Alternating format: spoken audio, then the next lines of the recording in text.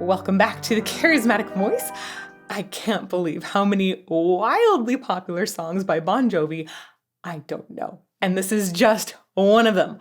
Also, Jon Bon Jovi seems like such a nice person and he has such a stellar voice. So why in the world have I not taken a deeper dive into their music before? It's ridiculous. Let's get to it.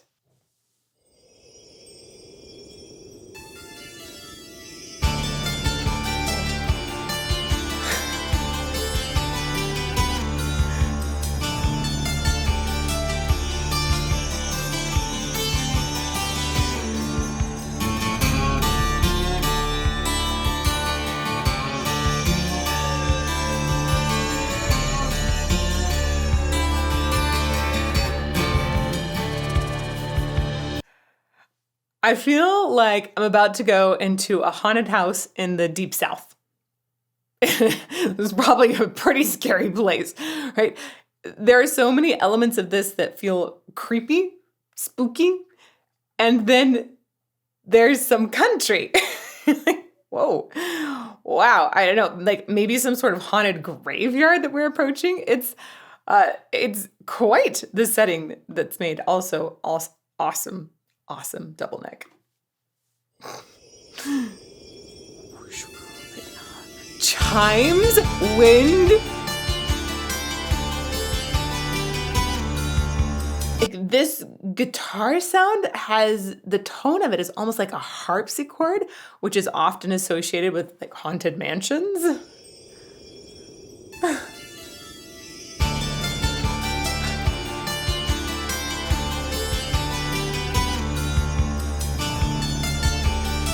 I love the intricacy of the sound. And then we got some down home.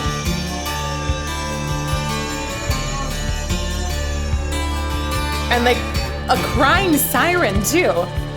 It's all the same. Major? Only the names will change every day. It seems we're wasting away. Another place where the faces are so cold. I drive all night just to get back home. I'm a cowboy. Holy crap. I got shivers, and there are so many reasons why. It was like shiver for one reason, shiver for another. Waves of shivers. We're gonna go back. First thing that was shocking that started the shivers was this shift from a minor key to a major key right when the voice entered. So it was super, super spooky and then like kind of happy. Right, we're still in a minor key here. It's all the same.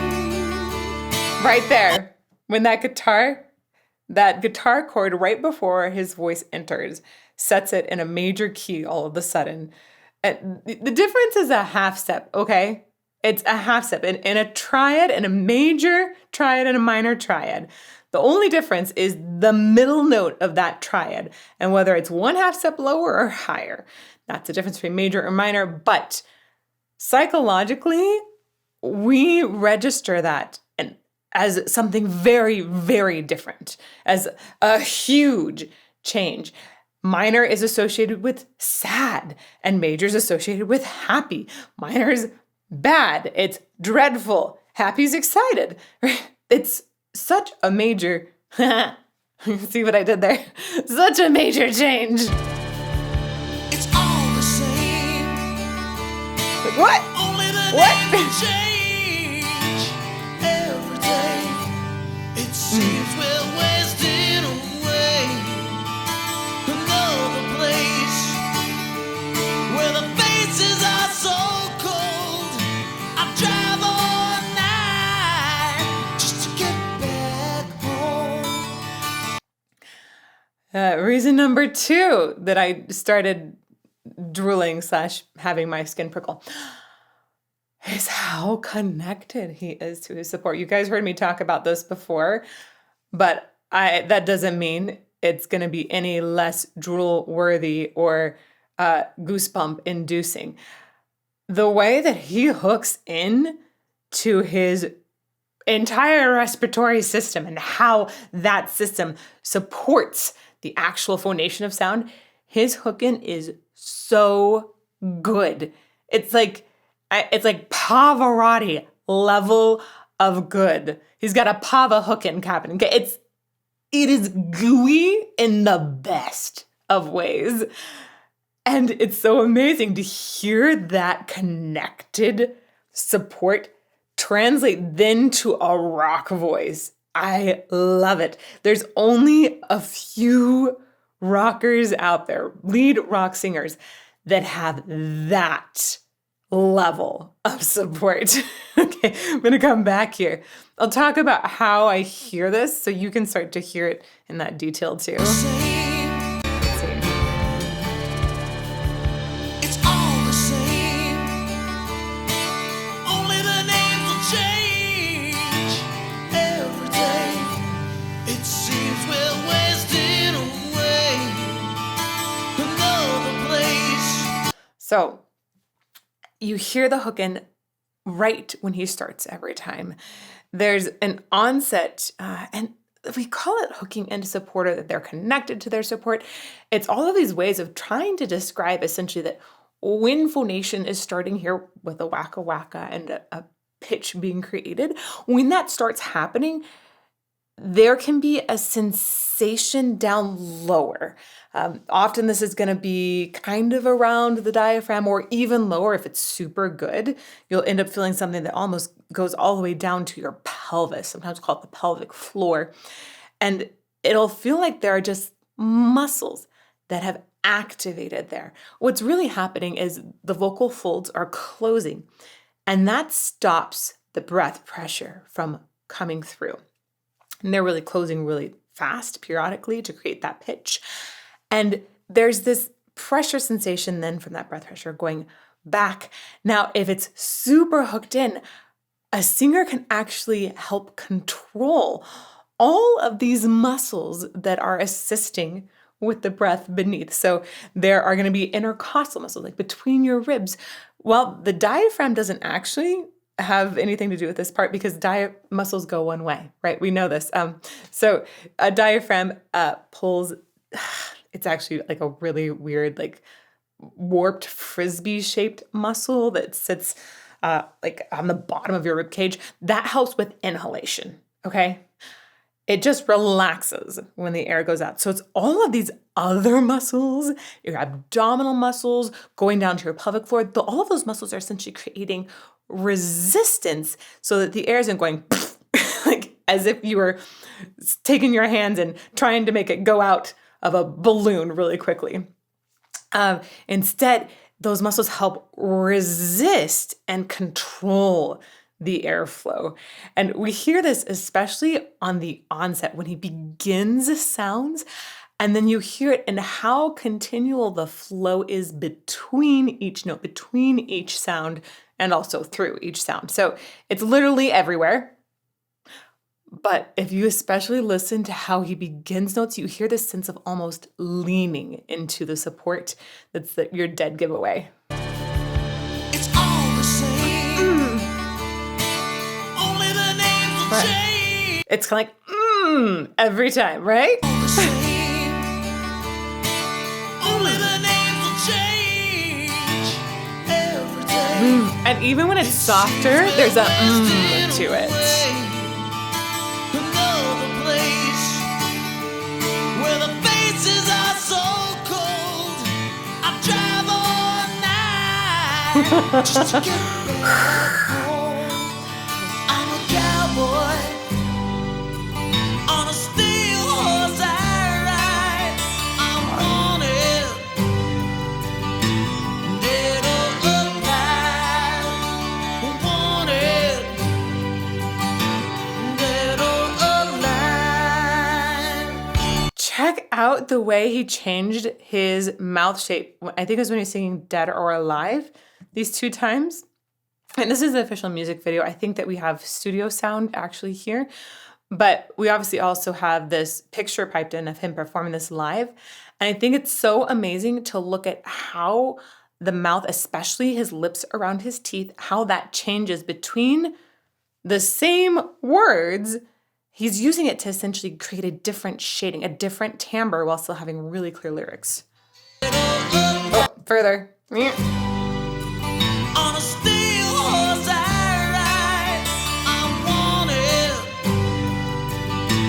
dead or alive, wanted, And wanted with so much teeth there. dead or alive. And when he sang Alive that time, when he got to it, he didn't have that big spread there. The first time he wanted a lot more bite in the sound, and the second time he wanted to soften it up quite a bit. There was another thing in here. Oh my gosh, it's right there. This moment gets me. That's not the singing here, actually. For me, one of the big rituals, I don't perform opera the way I used to. I still do recordings and enjoy that, but my life is really focused in a different way now, and I love it. Okay, don't get me wrong. There's nothing, I would not take back any of the journey to get here or what I get to do now, because I absolutely love my life. I remember these moments before a performance. For me, it was always really important to go out and be on the stage. If the curtain's down, you just go around the set, you feel it. I like to take that energy that I have that night and sort of ground it in the stage. That way, when I come back out onto the stage, it doesn't feel like it's something new, or it feels like a familiar friend that's there to support me. Especially for people that are touring and you've got a different stage each night, going out on the stage and walking it and hopefully getting to see where your audience is going to be, maybe be able to pick out certain lights that you can use as reference points. Even getting the dimensions of a stage is really important ahead of time, just so you can get your feet underneath you. I can't emphasize like the sanctity of this moment enough.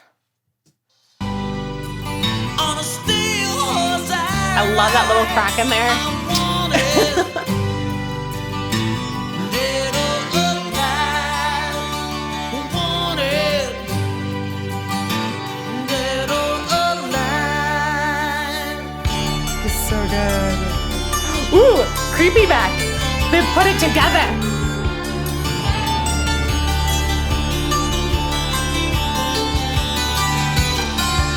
Sometimes I sleep, sometimes it's not for days. The people I meet always go their separate ways. Sometimes you tell the day by the bottle that you drink. Times when you're alone, all you do is think, I'm a cowboy. I love these lyrics. Oh, such a good song. Dang. I love discovering songs like this on the channel with you. This is an amazing song. The performance of it, the way it's set between major and minor, I think it creates this this juxtaposition of he's talking about being a cowboy and a rock star at the same time, right? It's this idea of it's such a glamorous life, but there's also so much that is really difficult about it. And that really leans into the major, minor key changes extremely well. I love that setting. And I love the lyrics of this. It's raw and true and transparent. It feels like it's really authentic to the soul of the band members. And I also love this idea of wanted, dead or alive, and how they've applied it to a rock star and just instead of just some sort of outlaw, because the audience, there is a feeling of you have to give everything to your audience. You're not going to hold anything back. They're why you're doing this. And sometimes that leaves you just depleted, especially after somebody's been touring and hasn't been able to sleep on the road or has had not ideal conditions to just live in for a bit. And they don't have much in the way of reserves left, but they still go out there on stage, and wherever they've been, they're still going to give it up for their audience. It's a really good comparison. Let me go back here. Sometimes I sleep, sometimes it's not for days. Yep. The people I meet always go their separate ways. So sleeping on tour, and some people just think like, oh yeah, they weren't able to sleep for days, no big deal. Like, yeah, they're running on fumes, but that affects a person's voice so much. When you don't sleep, you're getting lots of inflammation in your body. You get inflammation in your vocal folds, you lose access to your highest notes. It makes the vocal folds thicker, more difficult to sing on. It's not just fewer high notes, it's literally everything is harder to sing. So not being able to sleep, well, some people think, oh, you can just push through that. It's just so much more difficult, I think, for performers to push through that than people even recognize. Yeah, adrenaline helps, but can only go so far. Sometimes it's not for days. The people I meet always go their separate ways. Sometimes you tell the day by the bottle that you drink. Times when you're alone, all you do is think. I'm a cowboy on a steel horse I ride. I'm wanted, head of the line. Wanted, head of the line.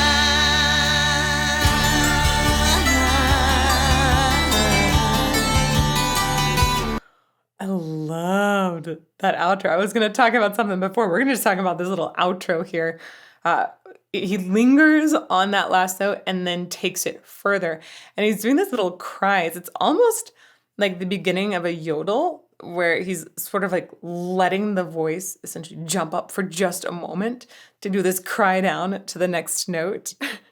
Head of the line.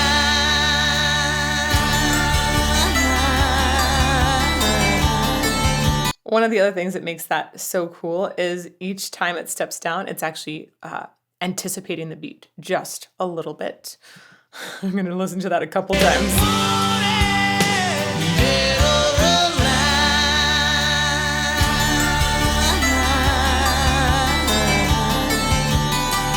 line. It's showing with the snapping where those beats might be hanging out. This is a wonderful, wonderful chorus for several other reasons. Let's go back. Sometimes you tell the day Too far back, sorry. by the bottle that you I mean, that's an drink. amazing line, though. Worth hearing again. All you do is think. I'm a cowboy on a steel horse I ride. So check out Cowboy. I love looking at the way he's giving a little bit more bite to this sound throughout. On cow, we're getting essentially more teeth in the sound. If you just say cow, it's more of a rounded. A lot of times people's lips will actually pucker a little bit away. On cow, he brings teeth into it. Cow. And he's bringing teeth in, I think, helpful. They can be helpful to get a little more nasality and also forward focus to give it edge. That you drink. Times when you're alone, all you do is think. I'm a cowboy You see that on a teeth? steel Lots of horse teeth. I ride. I love the melody of that line too. Head of the line. Wanted, head of the line.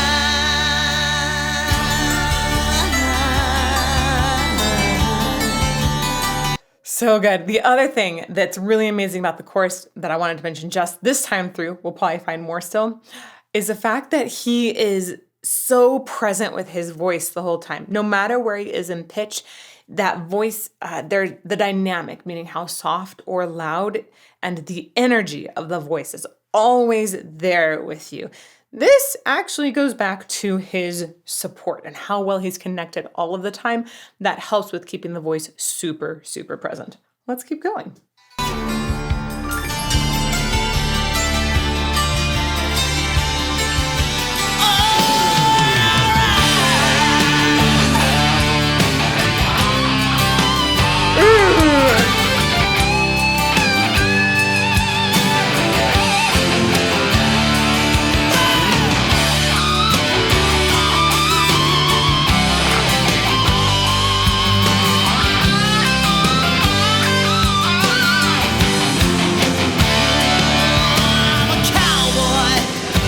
I feel like that moment was the band getting on stage and saying, okay, whatever, dead or alive, we're coming out today and we are just going to slay this music. It was wild. It was exciting. It had gaps in it, that huge leaps, just saying, embracing whatever the state is of the moment. I'm a cowboy on a steel horse I ride on water, dead or alive, and I walk these streets. I like the way it was connected there. He has so much air available. He could connect almost 4 phrases in a row if he wanted to, meaning not take a breath between them. But he really is deliberate about choosing, I think, to give a little lift between certain phrases for the effect, to help maybe make bite-sized chunks to be communicated, which maybe are more easily understood. But every now and then we hear him do something where he bridges a phrase by continuing the voice through it, which is what just happened here. We heard it happen in a couple other spots before as well. I'm a cowboy on a steel horse I ride on water, dead or alive. Not yet. Here. I walk these streets, Yeah. a loaded 6-string on my back. I play for keeps, 'cause I might not make it back. I've been everywhere, still I'm standing tall. I've seen a million faces, and I've rocked them all. That was such a good line. I've seen a million faces and I've rocked them all. Such a good line. And I like the way that he kept it short. It's like, and I've rocked them all. That's all. I did it. I had a great time. You guys did too. I really like this song. I think it taps into the fire that a lot of just incredible artists have. And also at the same time, the hardship of being out on the road. It is so hard, especially on relationships and family life. And the mental health aspect of it is so important and so easy for singers to lose track of. Yeah, he nailed it. These words are right on. Now make it back. I've been everywhere, still I'm standing tall. I've seen a million faces, and I've rocked them all. 'Cause I'm a cowboy on a steel horse I ride. I'm wanted, dead or alive. Oh, they're doing the holdout again. I really like that part. Ooh. Slowing down, adding wind.